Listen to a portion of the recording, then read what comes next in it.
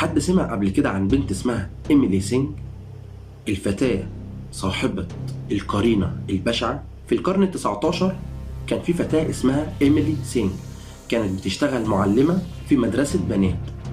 كانت معلمة ذكية جدا وموهوبة وشخصية قوية جدا، وعندها مشكلة ما وراء الطبيعة غريبة شوية. في عام 1845 أثناء انشغال إيميلي في الحصة بتاعتها، لاحظت البنات اللي كانت بتدرس لهم ظهور ظل خفيف ورا إيميلي.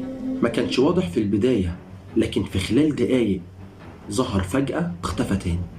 وبعد شهور من الحادثة دي، في أثناء حصة برضو لإيميلي، ظهر نفس الظل، بس المرة دي ظهر بشكل كامل، وكان على شكل إيميلي بالظبط. والظل اللي ظهر كامل